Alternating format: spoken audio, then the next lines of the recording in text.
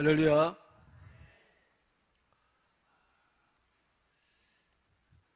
서울 남자와 경상도 남자를 비교하는 유머가 있습니다.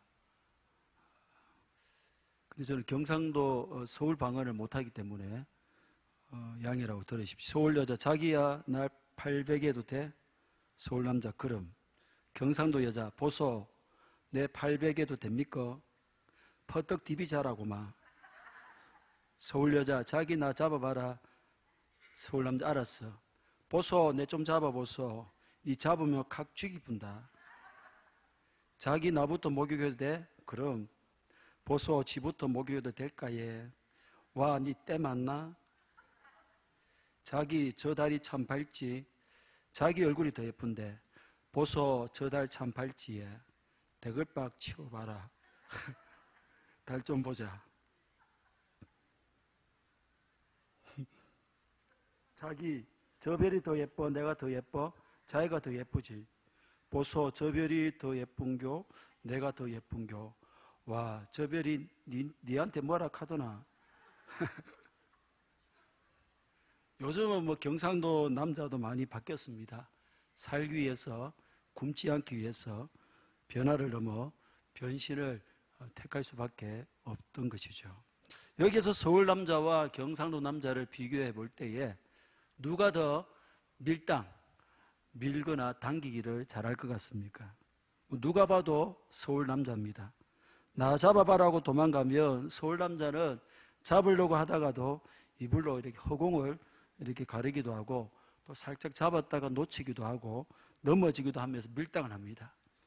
반면 경상도 남자는 빛의 속도로 달려가서 단숨에 머리채를 움켜쥐고 니까지 도망가봤자 내 손바닥 아니지.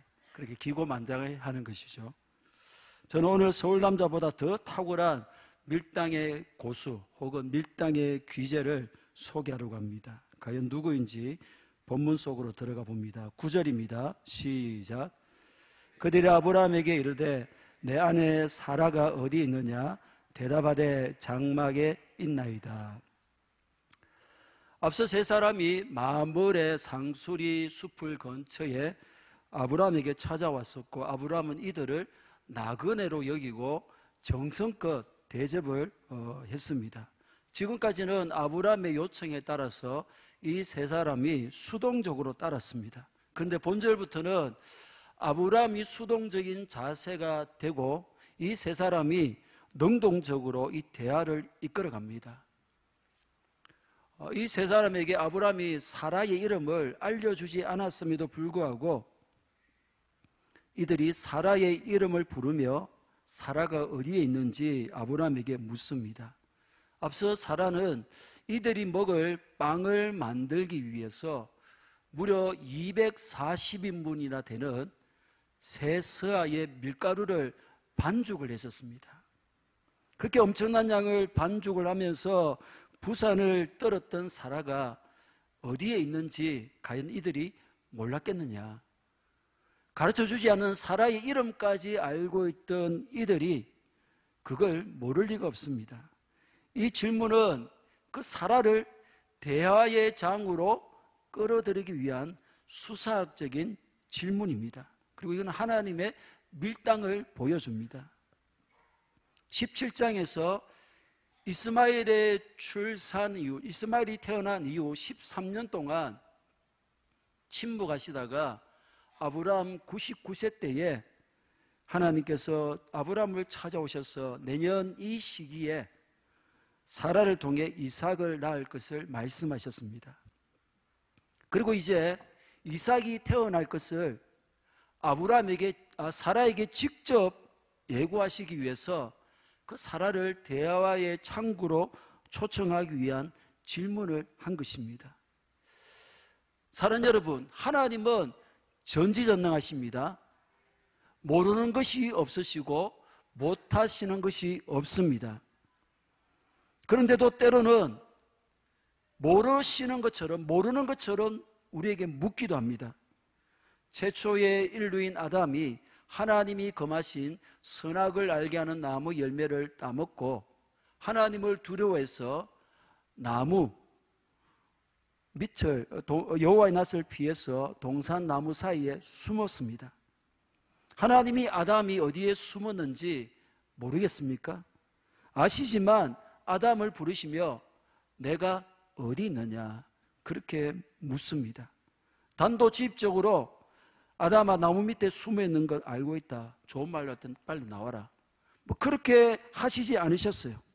죄를 범한 아담이 숨어 있었는데 그 숨어 있지만 말고 나와서 대화를 나눠보자는 겁니다. 우리 예수님도 마태복음 15장에서 수로보니게 여인, 헬라인 이방 여인이 자기 딸에게서 귀신을 쫓아내 주기를 강구할 때에 예수님은 모르는 척합니다. 그리고 거기에 대해서 아무런 관심도 없는 척하십니다. 이 여인이 귀신 들린 딸을 고쳐달라고 예수님을 졸졸 따라다니면서 소리 질렀지만 예수님은 한마디도 대답하지 않았습니다. 계속 소리를 지는데도 예수님이 무반응이니까 옆에 있는 제자들이 무안해가지고 예수님 좀 어떻게 해가지고 저 좀 돌려보내십시오. 뭐 그렇게 말할 정도였습니다. 그래서 예수님이 나는 이스라엘 집에 잃어버린 양 외에는 다른 데로 보냄을 받지 않았다. 이 여인의 요청을 거절합니다. 여인이 절하며 도와달라고 하자 이번에는 자녀의 떡을 취하여 개들에게 던짐이 마땅하지 않다. 이 불쌍한 여인을 개 취급을 합니다. 굉장히 불쾌할 수밖에 없습니다. 그런데도 이 여인은 포기하지 않고 상 아래 개들도 주인의 상에서 떨어지는 부스러기를 먹습니다. 그렇게 계속 도움을 요청합니다. 예수님은 결국 이 여인의 믿음을 칭찬하시면서 그의 귀신 들린 딸을 하나 고쳐주십니다. 예수님은 이 여인의 모든 행편과 처지를 다 아셨습니다. 그리고 딸도 고쳐주실 것이면서 처음부터 그렇게 하지 않으시고 밀당을 하시면서 계속 대화를 하십니다. 그걸 통해서 이방 여인의 믿음을 드러내어서 하나님의 백성이라 자부하면서도 도통 믿지 않은 그 유대인들의 불신앙을 지적하시고 부끄럽게 하기 위해서입니다. 또한 끈질긴 강구에 대한 교훈을 주시기 위해서입니다. 그러므로 우리는 무엇보다 하나님이 전지전능하신 분이라는 사실을 명심해야 합니다. 그분은 모든 것을 아시지만 모르는 척도 하십니다. 모든 것을 하실 수 있지만 당장 아무것도 안 하실 수도 있습니다. 그분이 모르셔서 못하셔서 안 하시는 것이 아니기에 낙심하거나 포기하면 안 됩니다. 그런 과정이 길수록 우리는 주님과의 대화의 끈을 놓지 말아야 됩니다. 수로보니게 여인처럼 끈질긴 강구와 큰 믿음이 필요합니다. 이 믿음과 포기하지 않는 강구를 가진 자, 주님과 끊임없이 대화하는 자가 되기를 진심으로 축복합니다. 10절입니다. 시작. 그가 이르시되 내년 이맘때 내가 반드시 내게로 돌아오리니 내 아내 사라에게 아들이 있으리라 하시니 사라가 그 뒤 장막문에서 들었더라. 내년 이맘때 직역하면 생명의 때 즈음에, 이 생명은 살아있는 소생하는을 뜻합니다. 즉 내년 이맘때는 계절이 다시 살아 소생하는 봄을 가리킵니다. 이삭이 태어나는 시기는 해가 바뀌어 만물이 소생하는 봄이 될 것이라는 말씀입니다. 예전 개역 한글은 기한이 이를 때에 이렇게 번역했습니다. 내년 이맘때든지 아니면 혹은 기한이 이를 때는 다름 아닌 하나님이 정하신 때입니다. 후손에 대한 약속이 성취되는 결정적인 때를 가리킵니다. 그리고 그때는 하나님께서 아브라함에게 너로 큰 민족을 이루시겠다며 부르신 지 25년이 되는 해인 것입니다. 즉 하나님은 아브라함에게 후손을 약속하시고는 무려 25년 동안이나 아브라함과 밀당을 해오셨습니다. 아브라함은 하나님께서 이토록 오랜 세월 동안 밀당하실 줄은 꿈조차 생각지도 못하고 하나님의 부르심에 고향과 친척과 아버지의 집을 가감하게 떠나서 하나님이 말씀하신 낯선 곳으로 이주했습니다. 그렇게 가나안 땅에 도착하자마자 기근을 만나서 애굽으로 내려가기도 했지만 결국 가나안 땅에 정착을 합니다. 이후에도 하나님은 계속 밀당하심으로 약속이 지연되니까 아브라함은 지쳐갔고 그의 믿음도 약해지기도 했습니다. 다메섹 사람 엘리에셀을 자기의 상속자로 삼으려고 하기도 했고 이스마엘을 낳고 이스마엘을 상속자로 여기기도 했습니다. 하지만 그때마다 다시 약속을 확인시켜 주시며 믿음을 불러일으키셨습니다. 모든 것이 가능한 하나님께서 이삭을 주시지 않고 25년 동안이나 아브라함과 밀고 당기기를 하신 겁니다. 아브라함뿐 아니라 우리 하나님은 가연 밀당의 고수입니다. 우리가 잘 아는 요셉을 향해서도 오랜 시간을 밀고 당기셨습니다. 요셉은 10대 시절에 형들에 의해서 이집트에 팔려갔으니 청천벼락을 맞은 것과 같습니다. 그런데 하나님은 형통한 자다. 여호와께서 함께 하신다고 말씀하시는데 우리가 눈을 씻고 찾아보아도 요셉은 별로 형통해 보이지 않아요. 하나님이 함께 하시는 자처럼 그렇게 보이지 않습니다. 재수가 없는 놈은 뒤로 넘어져도 코가 깨진다는 말이 있는데 요셉이 꼭 그렇습니다. 그는 보디발의 집에서 충성을 다하고 주인을 향한 그 진심을 지켰음에도 불구하고 누명을 쓰고 감옥에 들어갑니다. 심지어 감옥에서도 인정을 받아 쓰임을 받습니다.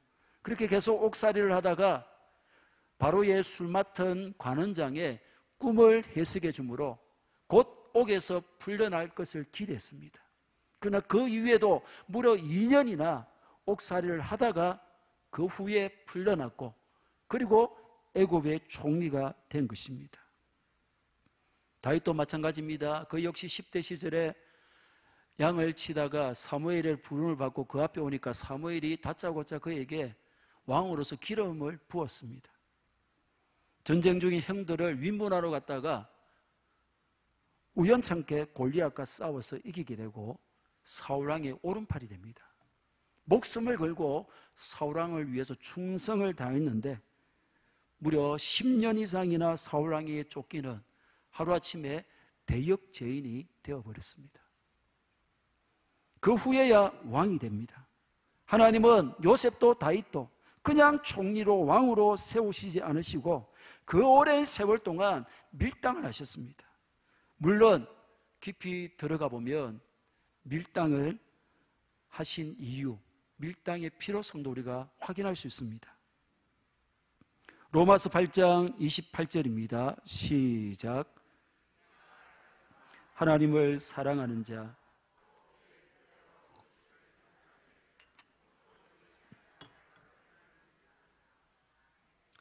하나님이 우리에게 밀당을 하실 때에 우리가 이 말씀을 붙들곤 합니다.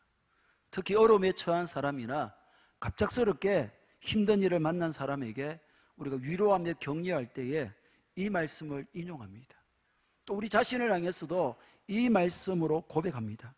그리고 무엇보다 중요한 것은 우리는 과연 이 말씀대로 모든 것을 합력하여 선을 이루게 될 것이라 믿음이 있다는 것입니다. 그렇습니다. 우리는 이 말씀을 믿습니다. 믿습니다. 할렐루야.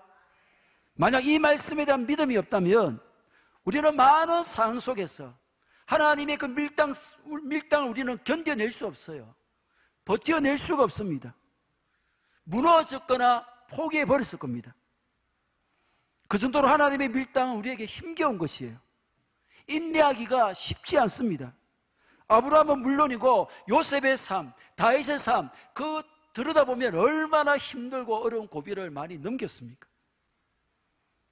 왜 그렇습니까? 하나님이 정하신 때와 우리가 기대하는 때가 맞지 않아요. 그 괴리가 너무 크다는 것입니다. 무슨 말입니까? 하나님의 도움이 정말 필요한 때라고 생각되는데 그때 하나님은 늘 지각합니다. 늘 늦습니다. 늘 뒷북을 칩니다. 인생의 정말 중요한 순간에 하나님의 도움이 절대적으로 필요한 그때에 하나님은 구경만 하는 것 같아요. 중요한 시점에 실수하기도 하고 갑작스러운 사고로 긴박한 일을 놓치기도 하고 부모님이 가장 힘든 때에 외면하시는 것 같기도 하고 생각지도 못한 질병에도 걸리고 다치기도 하고 하는 일마다 사업마다 전혀 도움을 안 주시는 것 같이 그렇게 여겨지기도 합니다. 꼭 잘 되었으면, 이번에는 성공했으면, 차질이 없었으면, 복을 받고 대박 났으면, 아니 이보다 더 소박하게 손해라도 안 봤으면, 평균이라도 했으면, 본전이라도 뽑았으면 하는 이런 것조차 이루어지지 않습니다. 내가 가장 힘들 때에 하나님을 절대 필요로 할 때에 하나님은 도대체 무엇을 하시는지, 어디에 계시는지 이해 안 될 때가 많습니다. 그런데 그때는 내가 생각하는 결정의 때지 하나님이 정한 때가 아니었다는 거예요. 하나님은 자신의 정한 때가 이루어질 때까지, 되기까지 우리의 힘듦과 눈물과 하소연과 한숨과 간구에도 응답을 늦추시며 계속 밀당하십니다. 한 생애를 살았던 솔로몬이 그 인생 말년한 고백을 보십시오. 전도서 7장 14절입니다. 시작. 형통한 날에는 기뻐하고 공고한 날에는 되돌아보아라. 이 두 가지를 하나님이 병행하게 하사 사람이 그의 장래 일을 능히 헤아려 알지 못하게 하셨느니라. 하나님, 우리가 하나님을 의지하지 않으면 안 되도록 밀기도 하시고 당기기도 하시는 거예요. 형통한 날도 주시고 공고한 날도 주시면서 어떻게 해서라도 하나님의 때가 될 때까지, 내년 이맘때까지 우리를 끌고 가시는 겁니다. 따라서 내가 생각하는 결정적인 때에 돕지 않으시고 내가 필요로 하는 때에 나타나지 않으시고 뒷북치시는 하나님, 밀당하시는 그 하나님에도 불구하고 우리가 계속해서 그 하나님을 믿어야 하며 그분의 때를 기다려야 합니다. 하나님이 밀면 밀려가고 당기면 당겨오면서 형통함을 주시면 기뻐하고 공고함을 주시면 뒤돌아보면서 그때를 기다림으로 과연 모든 것을 합력하여 선을 이루시는 하나님이심을 꼭 경험하기를 진심으로 축복합니다. 11절 12절 시작. 아브라함과 사라는 나이가 많아 늙었고 사라에게는 여성의 생리가 끊어졌는지라. 사라가 속으로 웃고 이르되 내가 노쇠하였고 내 주인도 늙었으니 내게 무슨 즐거움이 있으리요. 내년 이맘때에 반드시 사라에게 아들이 있으리라고 아브라함에게 말씀하셨어요. 그런데 장막 뒤에 사라가 들었습니다. 그리고 이어지는 11절과 12절은 하나님 때가 너무 늦었다는 거예요. 내년 이맘때에 사라가 아들을 낳기에는 아브라함과 사라가 신체적으로는 불가능하다는 것입니다. 11절에서는 아브라함과 사라가 임신할 수 없는 상태라는 것을 진술했는데도 12절에서 사라가 자기 자신의 입으로 다시 한번 이 사실을 강조합니다. 여기에 11절에 나이가 많아, 이 말은 그들이 그 날들 안으로 들어가면서 그 생명의 날들이 이미 많이 지나갔다. 늙어감이 현재 말하고 있는 이 시점에서도 계속되고 있다는 것입니다. 그 아이를 가지기에는 신체적으로 불가능한, 더욱이 사라는 생리까지 이미 끊어졌기 때문에 임신이 아예 불가능하다는 겁니다. 그러니 사라도 17장에서 하나님이 네 안에 사라가 아들 낳을 것이니까 아브라함이 웃었죠. 사라도 웃을 수밖에 없는 거예요. 이 사라의 웃음도 어이없는 웃음이고 황당해서 웃는 웃음입니다. 사라는 장막 뒤에 그 세 사람이 보이지 않는 곳에 있었기 때문에 아브라함처럼 땅에 엎드려 웃지 않고 그 장막 뒤에서 웃음소리를 들을 수 없도록 속으로 그렇게 웃는 거예요. 웃은 겁니다. 근데 여러분, 만약에 17장에서 아브라함이 사라가 아들을 낳게 될 것이라 그 소식을 하나님께 듣고 사라에게 아브라함이 그것을 전달했다면, 사라는 출산의 소식을 아브라함에게도 듣고 이제 하나님에게도 듣는, 그 두 번 듣는 것이니까 그 놀라운 반응을 보이며 웃었을 겁니다. 그러나 지금 사라는 황당해하며 웃는 거예요. 이 말은 뭡니까? 아브라함부터 출산의 소식을 듣지를 못했다는 겁니다. 그리고 만약 아브라함이 사라에게 출산의 소식을 전했다면 출산을 위해서 이 두 부부가 노력을 했을 겁니다. 본절에서 사라는 자신의 출산이 불가능한 이유로 자신과 아브라함 사이에 성적인 접촉한 지가 오래되었다고 밝힙니다. 여기 내가 노쇠하였고 내 주인도 늙었으니 내게 무슨 즐거움이 있으리요. 이 즐거움은 성적인 희락을 의미합니다. 노쇠한 이래로 지금까지 부부가 출산을 위한 노력을 한 적이 전혀 없었다는 거예요. 무엇을 말합니까? 17장에서 사라의 출산 소식을 들은 아브라함도, 본문의 사라도 하나님의 말씀을 믿지 못하고 있었다. 지금은 여름이고 내년 이맘때는 봄이게 이제 몇 개월 남지도 않았는데 이들 부부는 여전히 하나님의 말씀을 믿음으로 받지 못하고 있었습니다. 하나님이 무려 25년 동안이나 밀당하신 이유가 바로 여기에 있는 거예요. 끊임없는 밀당을 통해 결국 이들의 믿음을 성장시키고 확장시키기 위함입니다. 언제는 인간의 신체 능력이 되어서 가능했습니까? 아닙니다. 아무리 신체 능력이 되고 여건과 환경이 된다고 해도 하나님의 때가 아니면 절대로 이루어질 수가 없습니다. 반대로 지금 아브라함처럼 사라처럼 신체 능력이 안 되고 여건과 환경이 전혀 되지 않는다 할지라도 하나님의 때가 되면 틀림없이 하나님의 약속은 성취됩니다. 아브라함과 사라는 이 하나님과의 밀당을 통해 하나님의 때에 자식을 낳는 이 기적을 통해서 하나님을 향한 큰 믿음을 가지게 됩니다. 신체 능력이나 그 어떤 상황에도 개의치 않고 약속하신 대로 이루시는 능치 못함이 없으신 하나님을 경험하게 된 것입니다.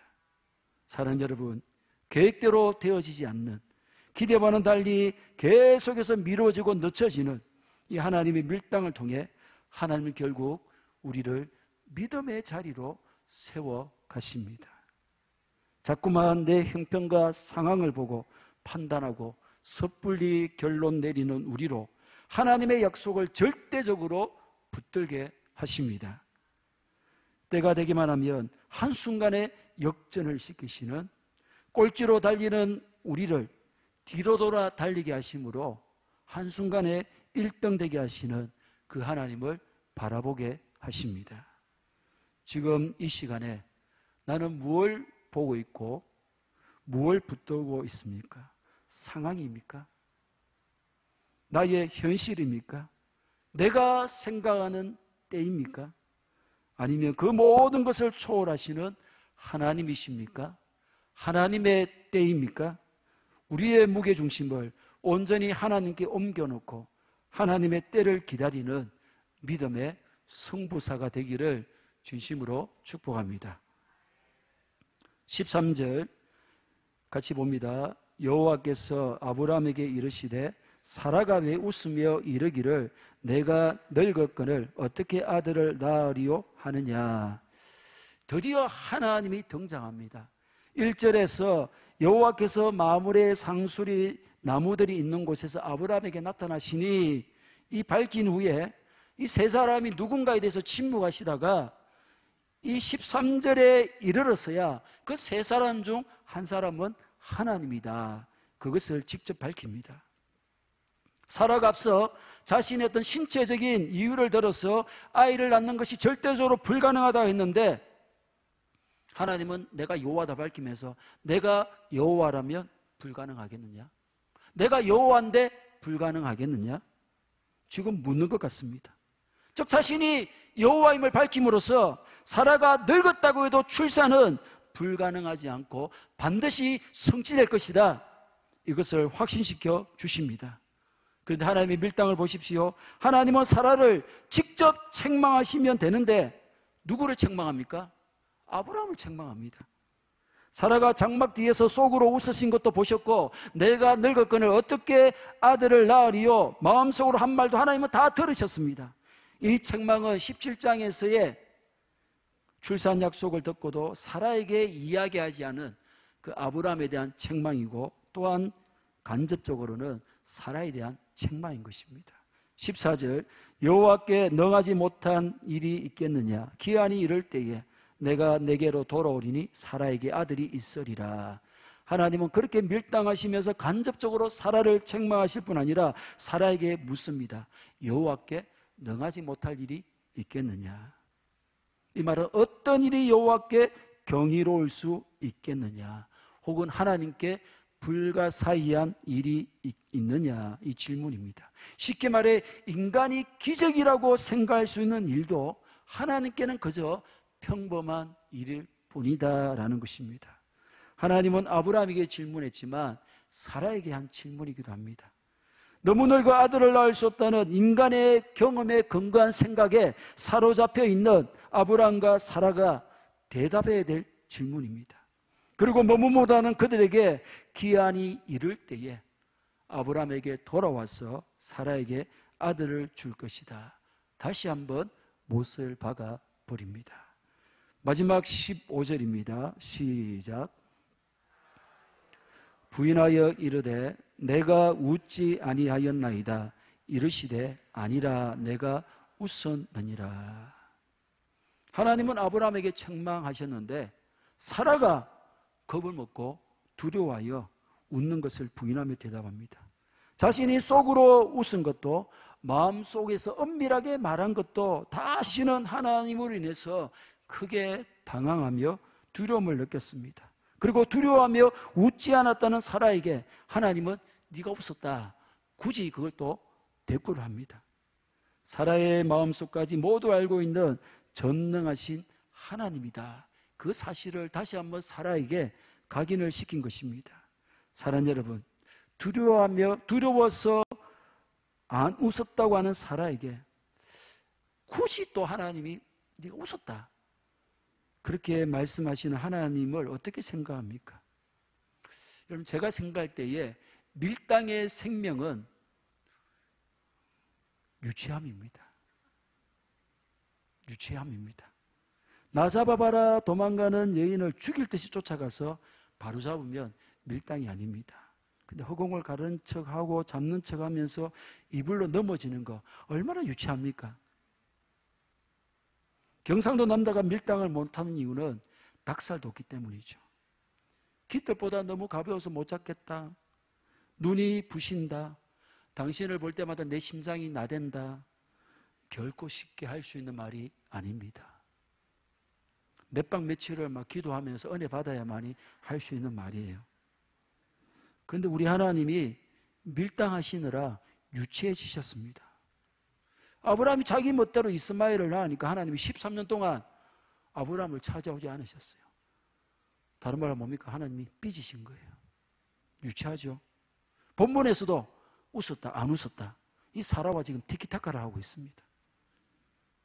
저는 하나님의 유치하심이 너무 좋고 너무 친밀합니다.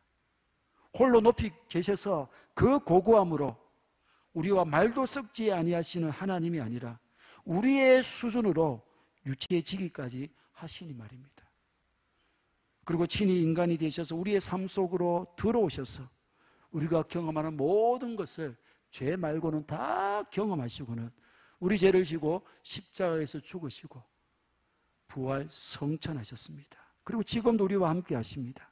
그러니 하나님 편에서 볼 때에 얼마나 낮아지신 겁니까?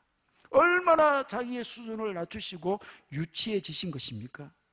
그렇지 않다면 우리가 어떻게 하나님을 아바 아버지라 부르며 그 앞에서 땡깡도 부리며 울고 불고 할 수가 있겠습니까?